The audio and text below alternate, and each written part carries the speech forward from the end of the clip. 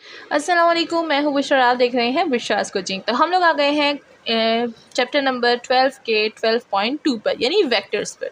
तो यहाँ पर हमने वेक्टर कंपोनेंट की डेफिनेशन यहाँ पर कुछ लिखी हुई है, इसको आप रीड आउट कर सकते हैं। ठीक है, रीडिंग की चीज़ें हैं, हम लोग रीडिंग की चीज़ें बिल्कुल नहीं करते, हम सारी की सारी मैथमेटिकल फॉर्म्स करते हैं।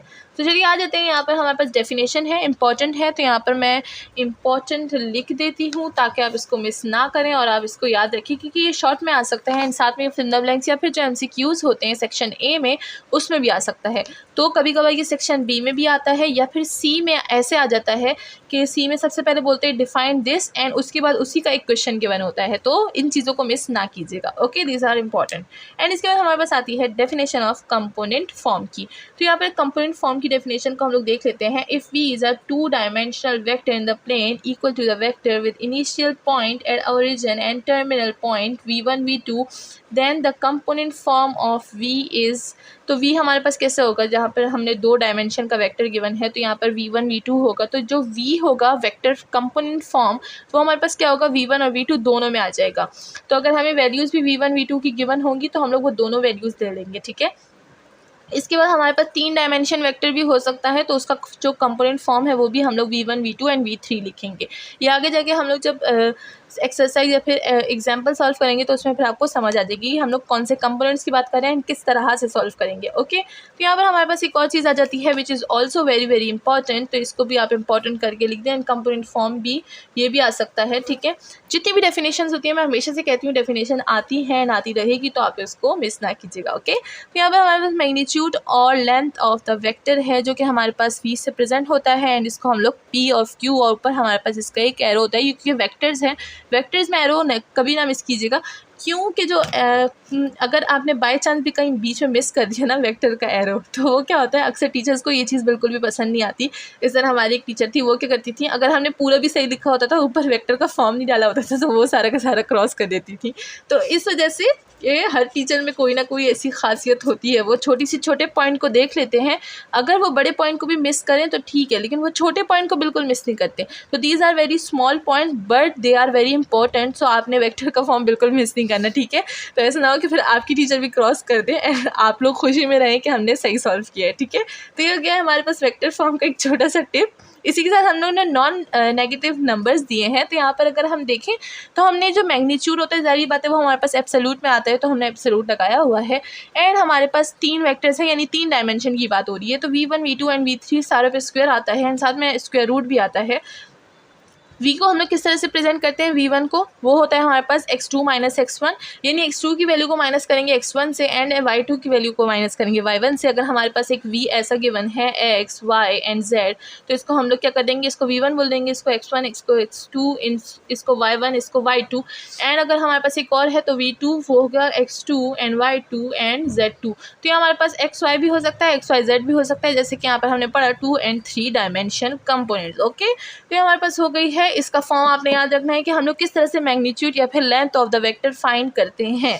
ठीक है, इसमें कोई भी समझाने वाली बात नहीं थी, बस यहाँ पर हमने थोड़ा सा रिवाइज करना था चीज़ों को, तो यहाँ पर हमने रिवाइज कर दिया है। इसके बाद हम लोग एग्जाम्पल नंबर 1 दूसरी वीडियो में करेंगे, एंड यहाँ पर हम लोग मूव ऑन करते हैं एक और डेफिनेशन पर, जो कि है हमारे पास वेक्टर एडिशन और मल्टीप्लिकेशन विद द स्केलर।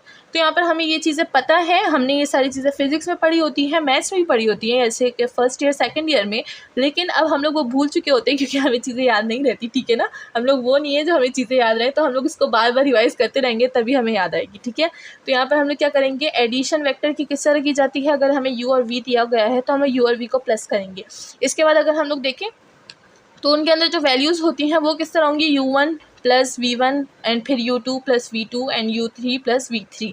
तो ये सारी चीज़ें भी हम लोग एक्सरसाइज में करेंगे एंड फिर आपको समझ आ जाएगी। ठीक है, यहाँ पर बस मैं आपको फॉर्म बता रही हूँ, क्योंकि अक्सर फॉर्म भी आता है कि इसका जनरल फॉर्म क्या है, तो वो भी आप लिख सकते हैं। ठीक है, एंड ये पेपर में नहीं आने वाले क्योंकि बहुत ईजी है, ऐसी चीज़ें पेपर में नहीं आती बिल्कुल भी। एंड स्केलर मल्टीप्लिकेशन है, यानी किसी भी स्केलर को वेक्टर के साथ मल्टीप्लाई करना, we also know that about this. ठीक है, तो ये भी हमें पता है कि किस तरह से एक स्केलर को हम लोग मल्टीप्लाई करेंगे एक हमारे वेक्टर के साथ। इसी के साथ हमारे पास प्रॉपर्टीज़ आती है ऑफ वेक्टर की, दीज आर इंपॉर्टेंट, ये हमारे पास हर जगह पे यूज़ होती है, तो आपको ये याद रखनी है। Let u v and b w be the vector and a be the scalar. तो यहाँ पर हमें a b स्केलर गिवन है, वेक्टर्स भी गिवन है, तो स्केलर और वेक्टर जो है वो काफ़ी ज़्यादा दोस्त हैं, आपस में हमेशा आते रहते हैं और आते रहेंगे। ओके, तो यहाँ पर हमारे पास है एडिशन, यानी u plus V is equal to V plus U. जैसे कि हमारे पास a plus B is equal to B plus A होता है, तो यहाँ पर भी हमारे पास वेक्टर की वही प्रॉपर्टी आ रही है, प्रॉपर्टी नंबर 1।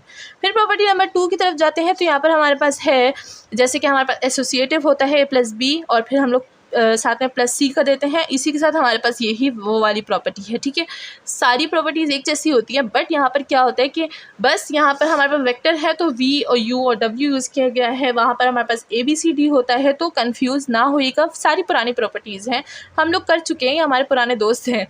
एंड इसके साथ हमारे पास प्रॉपर्टी 3 आती है, जिसके साथ हमारे पास एक यू जो है वो हमारे पास 0 के साथ प्लस होता है, तो हमने प्लस कर दिया है।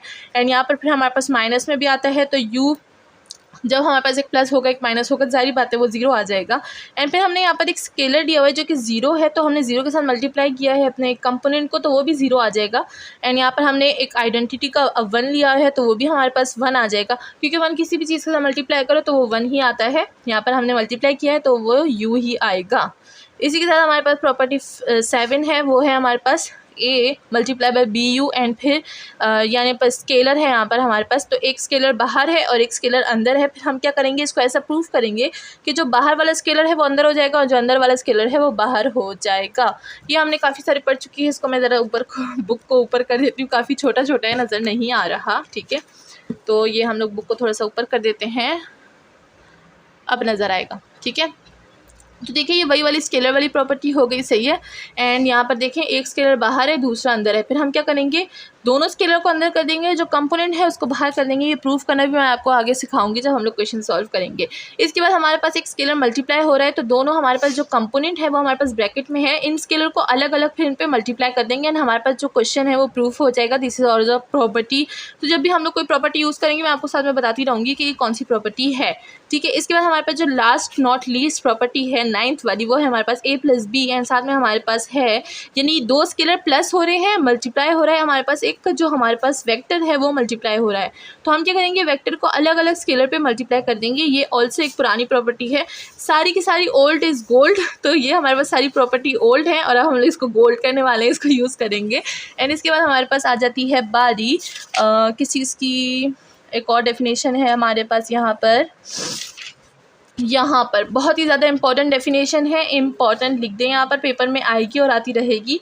तो यहाँ पर हमारे पास है मिड पॉइंट। तो हम लोग mid point of a line segment किस तरह से फाइंड करेंगे, हमें बताते हैं एक फार्मूले को यूज़ करेंगे एंड हमारे पास जो mid point of line segment है वो आ जाएगा। तो यहाँ पर है the mid point M of the line segment joining point P1। यहाँ पर जब P1 है तो जो सारे पॉइंट होंगे वो 1 1 के ही होंगे, यानी x1 y1 z1। और अगर पॉइंट 2 है तो वो क्या होगा, x2 y2 z2। और अगर कहीं पॉइंट 3 भी आ जाते हैं तो वो होगा x3 y3 एंड z3, ठीक है। तो ये सारी चीज़ें ध्यान में रखिएगा। यहाँ पर हमारे पास जो फॉर्मूला है वो किस तरह से है, अच्छा नज़र नहीं आ रहा, हम लोग इसको ऊपर कर देते हैं। यहाँ पर हमारे पास जो फॉर्मूला है वो किस तरह से है, वो है x1 plus x2 divided by 2, और इसके साथ ये देखें y1 plus y2 divided by 2 है। And then you to see y observe, हमारे पास यहाँ पर एक फिगर है, ठीक है। OM is equal to OP1। तो यहाँ पर हमने सारी चीज़ें लिख दी हैं। यहाँ पर हमारे पास वही फार्मूला है, बस यहाँ पर इन्होंने थोड़ा सा एक्सप्लेन करके बताया हुआ है। तो ये हमारे पास क्या हो गया, ये हमारे पास mid point of a line segment है एंड फाइंडिंग मिड पॉइंट्स यहाँ पर हमारे पास यही होगा। एक एग्जाम्पल दी गई है, ठीक है। तो एग्जाम्पल करने की हम लोग एग्जाम्पल एक साथ करेंगे अलग वीडियो में, तो इसीलिए मैंने यहाँ पर सारी सिर्फ जो हमारी डेफिनेशंस है मैं सिर्फ वो समझा रही थी। तो चलिए नेक्स्ट वीडियो में मिलते हैं एग्जाम्पल्स के साथ। अपना ख्याल रखिएगा, चैनल को लाइक सब्सक्राइब शेयर करना ना भूलिएगा। Thank you so much.